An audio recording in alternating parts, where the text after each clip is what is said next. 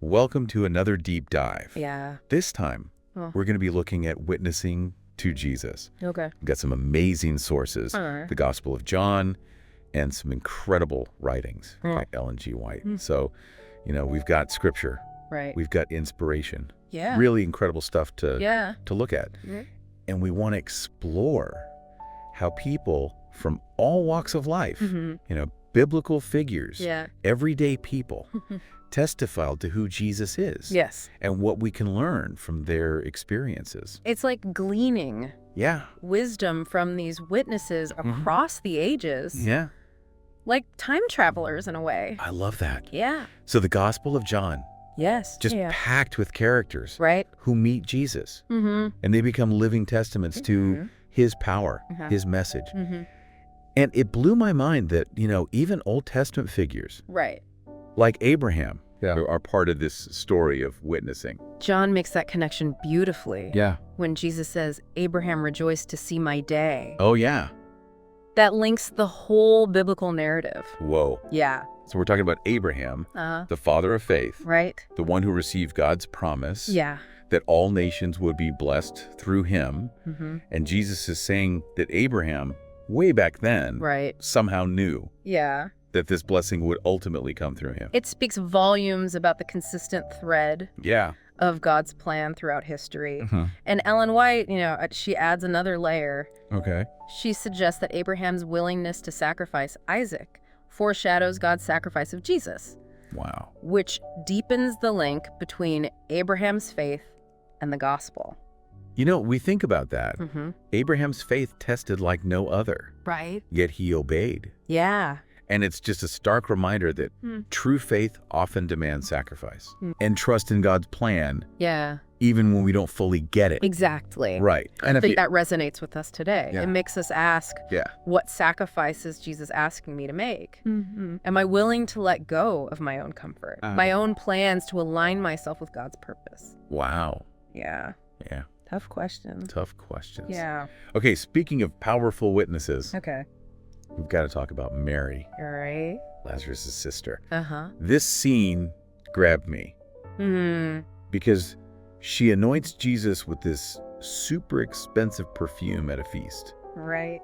And there's this contrast between her extravagant act of worship and Judas criticizing it. Yeah. What's going on here? It's a perfect example of how outward actions reveal what's truly in our hearts. Mary, using this precious perfume, shows her deep gratitude for Jesus' forgiveness and the miracle of raising Lazarus from the dead. It's an outpouring of love and devotion. Okay. And even a prefiguring of Jesus' death and burial. And Judas. Yeah. Who we know from John. Right. He's not exactly trustworthy. Yeah. Gets all practical. Right. Scolds Mary. Saying the perfume should have been sold to help the poor. Yeah. Talk about missing the point. Exactly. John highlights how Jesus, who knows everyone's heart, defends Mary. Yeah. He sees the purity of her intentions while exposing Judas's hypocrisy. Wow. Yeah. So Ellen White really emphasizes this contrast, right? Yeah. Showing how their actions are a direct reflection of their inner self. That's right. It's a powerful reminder that true worship isn't about outward appearances, empty rituals. Right. It's about a heart overflowing with gratitude and love for Jesus. Yeah. Recognizing his worth, responding accordingly, even if others don't understand. Exactly. Right. So we've had Abraham. We've had Mary. Yeah. Now let's talk about another unexpected witness. Pontius Pilate. Okay. You've got this Roman official. Right. Totally outside the Jewish faith. Who ends up playing a pivotal role in Jesus' story. That's right.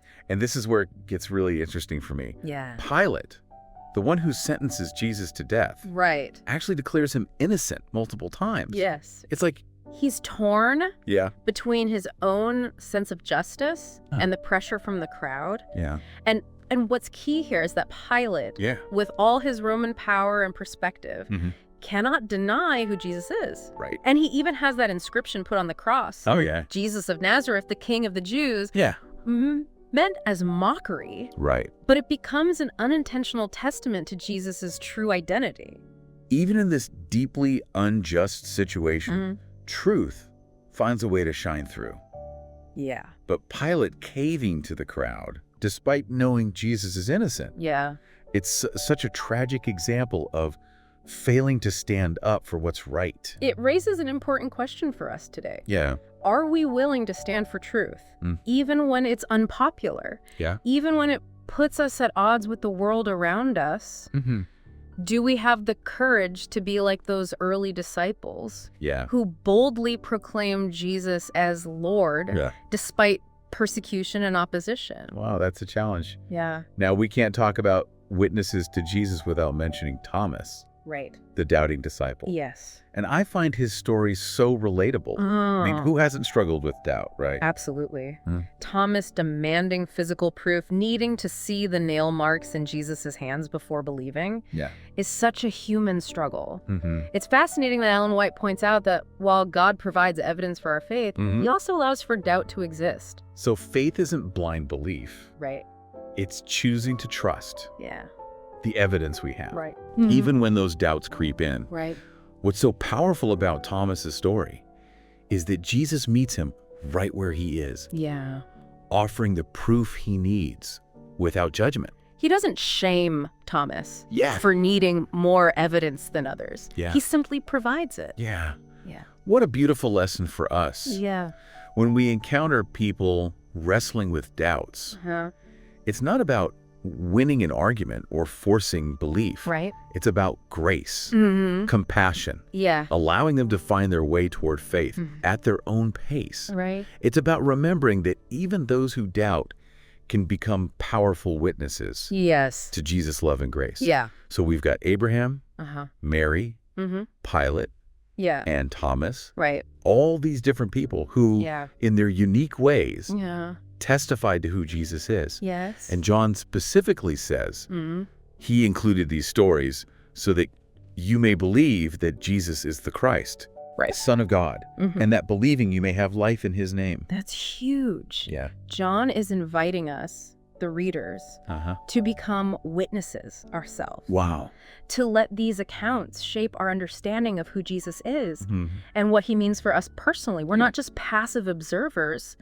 We're called to participate in this ongoing story of faith. To find our own place in this grand narrative of witnessing to Jesus. So the question becomes, how do we do that? How do we apply these lessons and become better disciples ourselves? That's the question we'll unpack when we come back. Okay. Think about it. Sure. What experiences have shaped your belief in Jesus? How has he impacted your life in a way that you could share with others? Every testimony, no matter how ordinary it seems, can point others to Jesus. Yes. That's a powerful thought to carry with us. Right. As we continue this deep dive. Yeah. So welcome back to this conversation about what it means to be a witness, for Jesus in our own lives. What stood out to you from these stories? It's interesting. Reading John's gospel, you see these dramatic accounts of miracles and encounters with Jesus. And honestly, it can feel a little intimidating. I think a lot of people feel that way. Like, how can my ordinary life possibly compare to that? Here's the thing. Witnessing isn't about, grand gestures or having some extraordinary story to tell. Think about Mary. She didn't preach a sermon. She didn't heal anyone. But her simple act of devotion spoke volumes. It's about reflecting the light of Christ in our everyday actions. The way we treat others, the choices we make, the values we live by. So it's about letting our lives be a testament to the transforming power of Jesus' love. And that can look so different for each of us. It could be as simple as offering a kind word to a stranger, being patient in a frustrating situation, or speaking up for what's right even when it's hard. Exactly. Ellen White. She talks about this as well. Okay. Christ should be reflected in every aspect of our lives.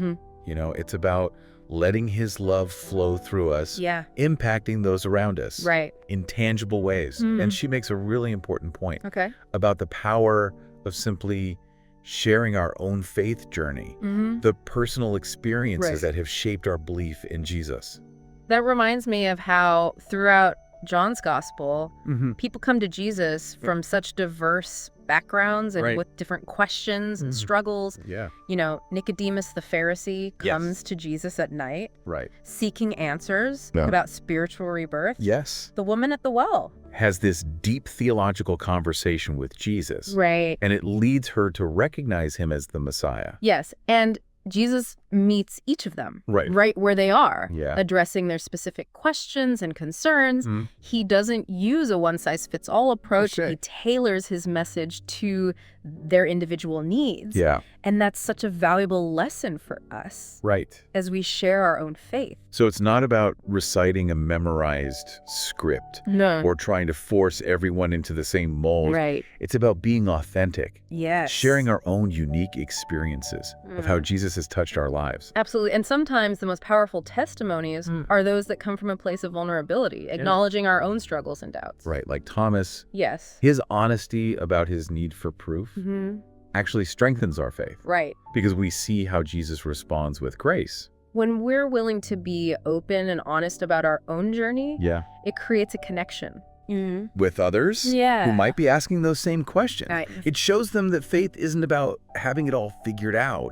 It's about a relationship with Jesus that sustains us through the good times and the bad. And that kind of authenticity opens the door for others to share their own experiences and questions. Right. It creates a safe space for genuine conversation. Yeah. And those conversations can be so powerful. Yes, they can. You know, I'm also struck by the fact that even Pilate, who opposed Jesus, ended up playing a role in God's plan. Yeah. The inscription he put on the cross, Jesus of Nazareth, the King of the Jews, he probably meant it as a sarcastic jab, but it became this powerful declaration of Jesus's true identity. Sometimes God can use even the most unexpected things, even the actions of those who oppose him, to advance his purposes. It speaks to the fact that his power is bigger than any human scheme or intention. It reminds me that we don't have to have the perfect words or a perfectly smooth faith journey to be a witness. We just need to be willing vessels, open to letting God work through us. However he chooses. But that doesn't mean we just sit back Right. and passively wait for God to do everything. Exactly. We're called to be active participants, seeking out opportunities to share our faith and love for Jesus. What does that look like in our everyday lives? That's such an important question. I think it starts with awareness. Okay. Being mindful of the people around us, their needs, their questions, their struggles. It's about stepping outside our comfort zones. Yeah. Being willing to engage in conversations about faith. Right. Even when it feels awkward or challenging. Yeah. And it's about letting our actions speak. Yes. As loudly as our words. It's interesting to consider how our understanding of witnessing might be different from those who lived in Jesus's time. Right. They saw him perform miracles. They heard him teach. Right. They experienced his presence in a tangible way. Yeah. We have the benefit of hindsight. Right. Of seeing how the Christian faith has unfolded over centuries and the impact it's had on the world. We see how the prophecies about Jesus, like the destruction of the temple in Jerusalem and the spread of the gospel to all nations have actually come true. Right. That should give us so much confidence in the truth of his words and the reliability of the Bible.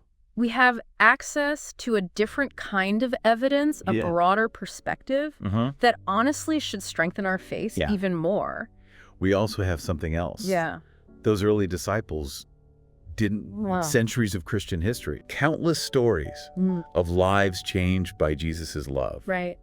And a global community of believers who share our faith. It's like we're surrounded by this incredible cloud of witnesses, past and present, who inspire and encourage us to keep moving forward in our own journey of faith. So bringing it back to our original question, how do we, like those in John's gospel, become witnesses to Jesus in our own lives?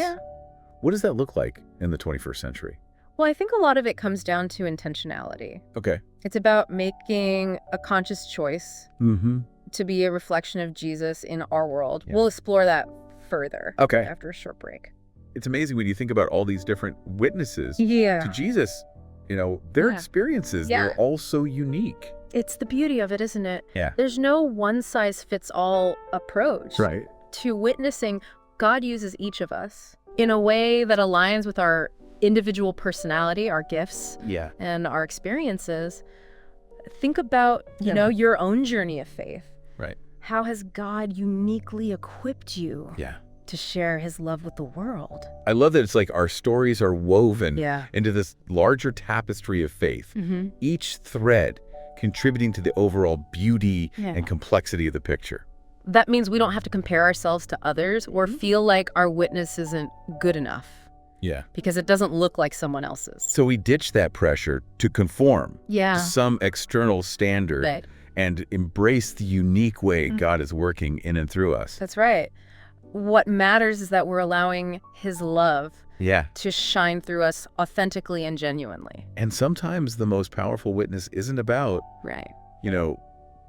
grand pronouncements or eloquent arguments. Yeah. It's about simply being present Yeah. with someone who's hurting, offering a listening ear. Or the shoulder to cry on a word of encouragement. It's about reflecting Yeah. the same compassion and empathy that Jesus showed to everyone he encountered, right? Right. Being a living embodiment of his love. Absolutely. And it's not just about sharing our faith with those who don't know Jesus. Yeah. It's also about encouraging Right. and strengthening one another within the Christian community. Oh, that's so important. Yeah. We need each other. Yes, we do. You We need people who will walk alongside us, challenge us, support us, and help us grow in our faith. Right. And we need to be those people for others too. Like we're all part of this body of Christ. Yeah. Each of us playing a vital role in building up and supporting one another. Think about it. Yeah. How can you be that source Right. of encouragement and support for someone in your life this week? It can look like sharing our testimonies. Praying for one another, offering words of encouragement, or just being present in each other's lives. It also means challenging each other to actually live out our faith, to stand up for justice, to care for the poor and marginalized, to be voices of truth and compassion in a world that desperately needs it. It's about our faith impacting every aspect of our lives. Yes. Not just Sunday mornings. And as we wrap up this deep dive, I'm realizing that witnessing isn't a one-time thing or some grand dramatic event. Right. It's an ongoing process, a way of life. It's a lifestyle that flows naturally from our relationship with Jesus. It's about letting his love transform us from the inside out. Right. So that our words, our actions, our very being become a reflection of his grace and mercy. And then that spills out into the world around us. It's about embracing the adventure of faith. Yeah. Trusting that God can use even our smallest efforts to make a real difference in the world. And remember, each act of love, each word of encouragement, each moment of grace can plant a seed of faith that might one day blossom into something beautiful. So as you go about your day, I want to leave you with this question. Okay.